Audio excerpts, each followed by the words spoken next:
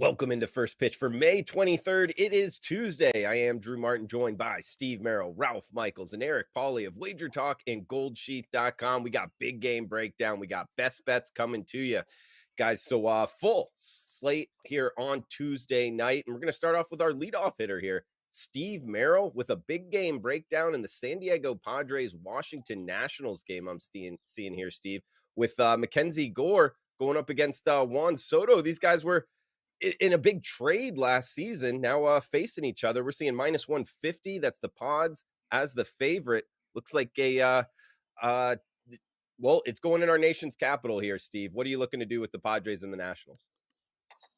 Yeah, I had to talk about this game, right? That was the huge trade last year that sent Soto and company to San Diego. It was officially the end of my Washington Nationals. Drew Martin caught one game last year. They were 4-19 at home. They played the Astros. They put up over 13 runs and won. It's the only game I've gone to in like 5 years. So I guess I was good luck. I should be going to more Nationals games because they need luck. And this is a fun one to talk about. But the other reason I wanted to bring this game up is the big game breakdown is because talked about San Diego a week ago here in the show about being just a pure under team here in recent weeks. And boy, has that continued. Last 17 games, I believe they're now 16-1 to the under.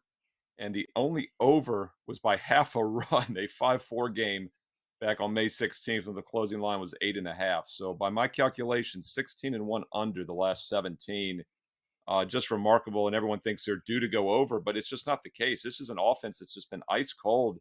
They win 7-0 against Boston on Sunday, and you're just like, oh, they broke out offensively, right? No, they had 6 hits in that game, 6 total hits. So that's not breaking out offensively when you have more runs and hits.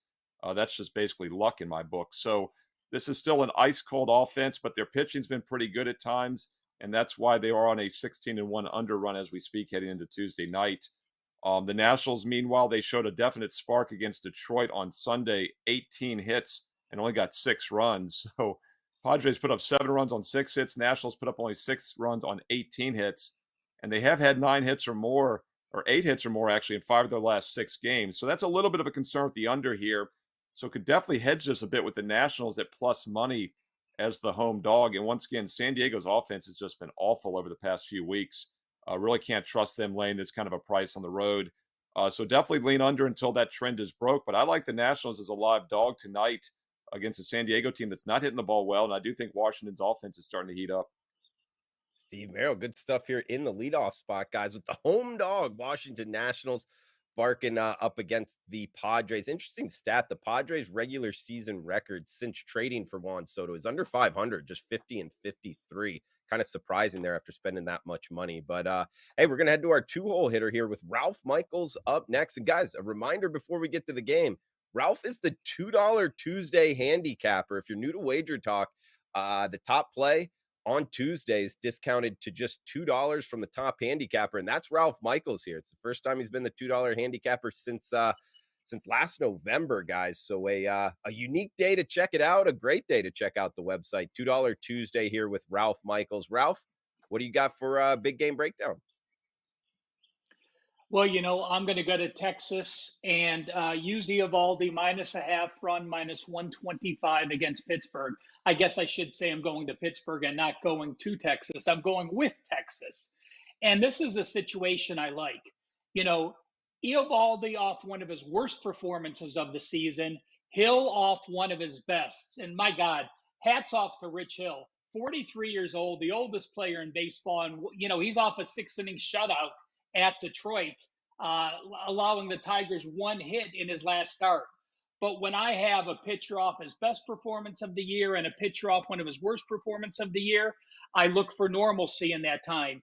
And even though Eovaldi on the season has a sub-1 whip, and on the road he has a .932 whip, you look at his last game, he gave up 2 home runs. Why is that surprising? Well, in his first 8 starts of the season, he gave up 1 home run. That's right, 1 home run in 8 starts, but gave up 2 in the last game. Again, I expect him to bounce back from that. Pittsburgh off that great start, just 5-14 since April 30th, 3-10 against winning teams since May the 2nd.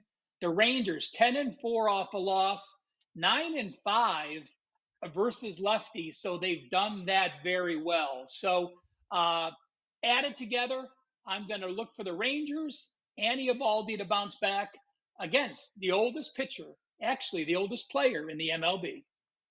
Ah, nice stat there to end it there, Ralph.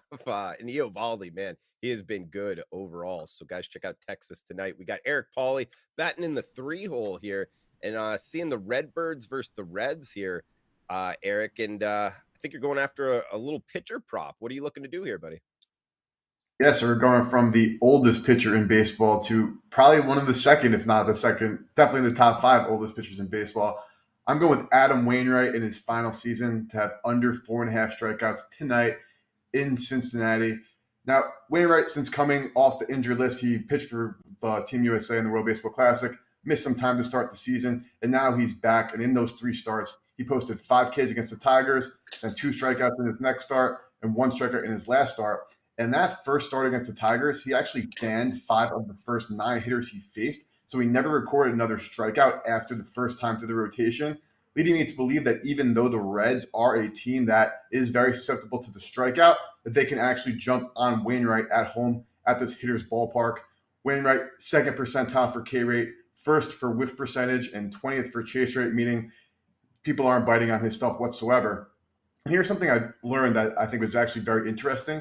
Now, I'm not a huge fan of using trends or like past performance against the team to make my future decisions, because obviously each individual game event is its own entity, and whatever happened in the past, while has some meaning, does not really translate to what's going to happen in the future. But in Adam Wainwright's late career, he is terrible at Great American Ballpark. You go back to last season, his first start in Great American, is one and only 2 strikeouts, 7 earned runs. 2021, 1 strikeout, 6 earned runs. 2019, because he didn't pitch there in the shortened 2020 year, he had 1 start, only 4 Ks, 7 earned. Next start, 4 Ks, 2 earned, so a better start. Then back in 2016, where he had 6 strikeouts, and of course that was 7 years ago. Then in 2017, when he came back, he only had 2 strikeouts, 9 earned runs in Great American Ballpark. So again, maybe Wainwright has one last vengeance game in him for his farewell to probably Great American Ballpark, unless he gets there one more time this year. But I don't like him to get 5 strikeouts today. I like the under for Wainwright tonight. Eric Pauly, goldsheet.com. Guys, a reminder, $2 Tuesday with Ralph Michaels. And Ralph, we had a question in the comments below on the Wager Talk YouTube channel. And guys, reminder, if you have any questions, throw them out there, what you're looking to bet. If you're watching on replay, all is welcome. Let us know you're watching, where you're watching from. But it is from Bigfoot, Ralph and Jeff. How often will you be updating the MLB first game of the series chart and posting it to your Twitter, or making it part of here on the show? So how often are you updating that one, Ralph? You know what? I haven't had a set pattern. I do usually MLB last 10 days stats once a week. I've been doing some new things, but I'll tell you what, I will get that up. I'll get it up for you tomorrow if you're watching. And what I'll also do is, we're now so deep into the season that I will do the entire season, first game of the series, but also break it down for the last month or maybe 3 weeks. So we're getting about a 6 series step in there. Because when we're looking at year to date stats at this point, I don't think anyone really uses year to date stats when we're into late May going into June, because baseball is such an ebb and flow game. So I will get that up for you tomorrow. I'll put a note down and post it on Wednesday. Appreciate the question, and thanks for following me on Twitter at CalSportsLV.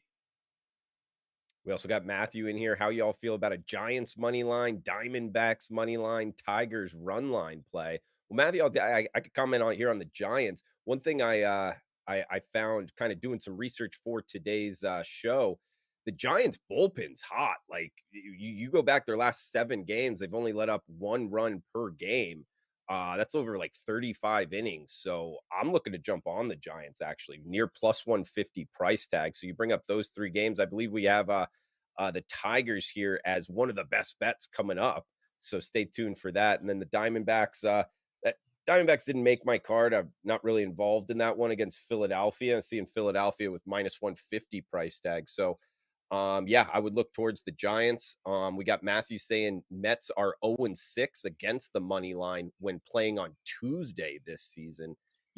Eric or Steve, do you guys kind of factor in day of the week and how a team is playing? Because some of these stats, I mean, it's fascinating. 0-6 on Tuesdays from a team like the Mets.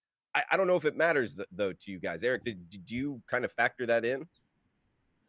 Not at all. Depending on travel, potentially, if they're coming back from, say, the West Coast all the way back to New York on a trip there, and maybe they played a late game, then they have an earlier game that next night, I think that there could be some correlation in that respect. And Tuesday being a day normally where you do come from traveling, unless you do have that off Monday, like we saw some teams had yesterday. But generally, no, I do not pay any mind to days of the week record now. Okay. And Steve, what about you? Days of the week, and if nothing on that, man, anything with the Wager Talk meet and greet this summer? You looking forward to it? So some inside information. The Mets have huge poker games every Monday night. The guys go to bed like 5 a.m. So no, I'm just kidding. No, I don't look at that at all. By the way, Ralph Michaels, speaking of Twitter, at Cal Sports LV, great tweet this past weekend where he's been talking about the Rangers on Sundays. And it's just been remarkable how good they've been. And Ralph has pointed this out. I wasn't really aware of it until I saw the tweet, Ralph. But it's not just that they've been winning. They've been winning by like 10 runs a game on Sundays. But yeah, overall, I don't give a lot of handicapping credence to that. I agree with what Eric said. I think situationally. And by the way, I heard something last night, which I'm going to start tracking more. They're talking about, these West Coast teams coming from the East Coast playing the 10 o'clock Eastern, 7 o'clock Pacific start, how it's very difficult to adjust that first game. And it's something I have always included, but I was glad to hear a former player kind of, reiterate the fact that it's very difficult to play a 10 o'clock Eastern game on like a Monday right after playing a daytime East Coast game on Sunday. Red Sox were in that situation last night. The Angels, that's the game I was actually watching. That was a very low scoring 2-1 game. So something to keep an eye on as far as situational handicapping. And August 19th through Martin, I've been working on the jump shot. It's getting worse. So I'm just going to stop working on it. And I will see you August 19th, Saturday, for the basketball meet and greet. Looking forward to it. Steve Merrill, 2 R's, 1 L. Absolutely, guys. August 19th there in Las Vegas. We do have one last question here. Russell, thanks for chiming in on the live chat. For you, Eric Pauly. Question, Eric Pauly, what about Reds' first 5 innings? If Wainwright is bad first time through the Reds lineup, which you stated, maybe it's correlated. Anything on that? Reds' first 5?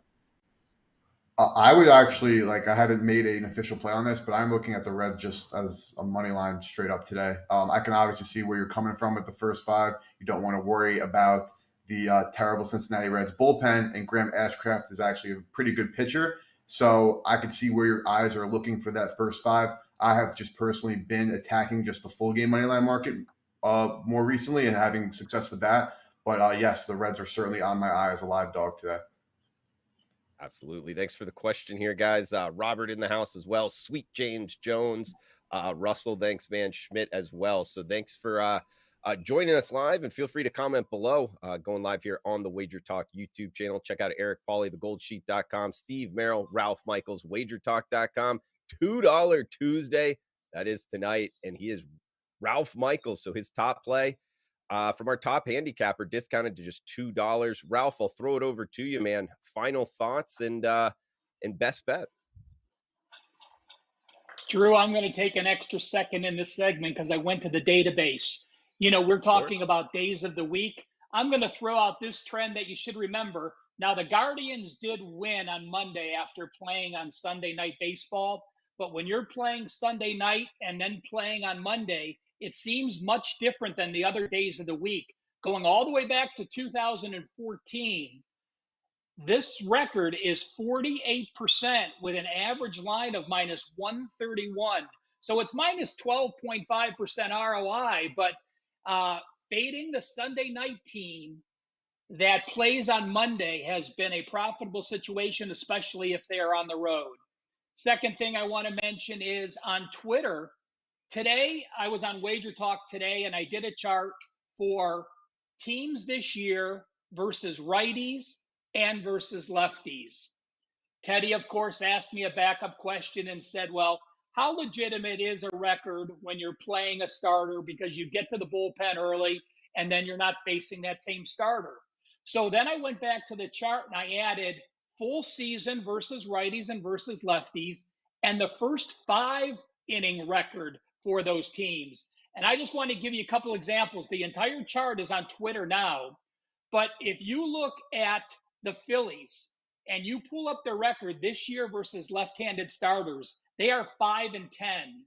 But if you look at the Phillies for the first 5 innings, they are 1-10-4. Only 9%. They're 33% against lefties for the full game. They're 9.1% against lefties in the first 5 innings. And on the opposite side, the Rangers are good against lefties. They're 9-5. But in the first 5 innings, Rangers against lefties, 11-1-2, 91.7%. So some interesting data. Last thing again, $2 Tuesday for today. Sorry for babbling so long. I am going to go to my best bet, and it's on Detroit. And this game is just starting to pop lines. Casey had not announced a pitcher. I think it's going to be Lynch now. So I see a couple Detroit minus 140s, but there's still some casinos that haven't posted it. And it's simply this. I'm a big fan of Rodriguez. You look at what he's done this year. His first 2 starts of the season, the young pitcher allowed 7 runs in his first 2 starts. And he did have a bad outing in his last game against Pittsburgh. He played against the aforementioned Hill and lost 8-0, allowing 4 runs. But in the other starts in between, in his 6 starts between last game and the second game of the season, he allowed 2 earned runs. That's 4 shutouts, 2 earned runs. His strikeout walks, he has allowed a couple of walks each of the last 2 games. He doesn't give up home runs. And Detroit 2-0 as a favorite, away favorite this year. And on the road, they're 10-10 when you delete games that they were a dog of 200 or more. So they've proven to me they can clearly go on the road. They've handled the situation of being a road favorite. And I am a big Rodriguez fan and expect them to bounce back tonight. Ralph Michaels, WagerTalk.com, $2 Tuesday, guys. Go check it out. Top handicappers, top play, just discounted to just $2. Follow up Ralph's best bet here, guys. Jumping back on the Tampa Bay Rays, of course, at home up against the Toronto Blue Jays. So looking to go back-to-back here on them. And the Blue Jays have lost 7 of 8 to begin this 11-game road trip. And, of course, they're down in Tropicana where the Rays, the best record in baseball, are 22-4 at home. Don't fade that, guys. Jump on it. Tampa Bay up against the Toronto Blue Jays, who, for whatever reason, have struggled against the AL East. They've been good against everybody else, struggled against the AL East. Unfortunately, they're playing against the AL East here, where the Rays look to become the first club since 2001, that Seattle Mariners team, to win 36 of their first 50 games. And again, 22-4 at home. I think they become 23-4 at home after tonight. So the Rays, my best bet here. We'll throw it over to Steve Merrill. Steve, I believe you got the Atlanta Braves, but you were kind of deciding before coming on, man. So what'd you end up going with, and any final thoughts here for the show? Yeah, I'll always believe in quality over quantity. I've got one strong best bet tonight in MLB. It's a steamroller blowout at WagerTalk.com. Get that strong best bet right now, and don't forget about the summer celebration. Get the next 105 days and nights of best bets for a substantial discount, just $5.79. That works out to less than $6 a day.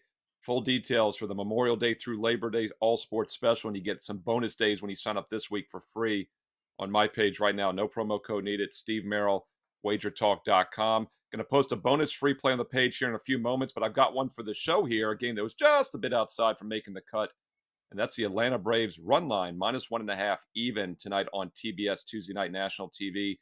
Ralph Michaels, $2 capper for Tuesday at Wager Talk. Check him out. He's got a strong best bet for $2 Tuesday. And Ralph actually mentioned that teams that blow a 4-0 lead or more as a big favorite of the next game are very strong, 77% against the money line, but they're an even better 68% against the run line. Well, how's that even better? Because it's been at a plus money average price at their 68%. And we're getting the Braves at even money -1.5. I know it looks strange to see the Dodgers as a $2 dog, but there's a good reason for it. They're making Bobby Miller pitch tonight, and they are making him pitch.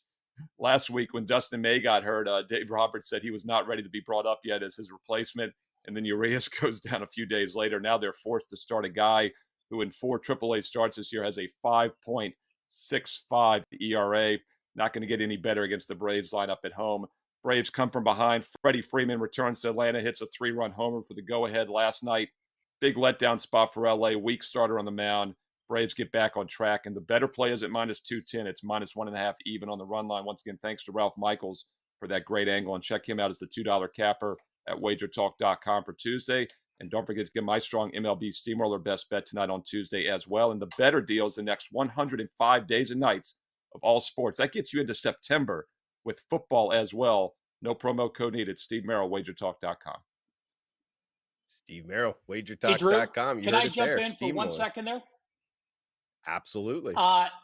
Just one thing, Steve, I may have not been completely clear. They just have to blow a 4-run lead. It doesn't have to be a 4-0 lead. So anytime you Correct. have that favorite that blew at least a 4-run lead, it's been a play on the next game.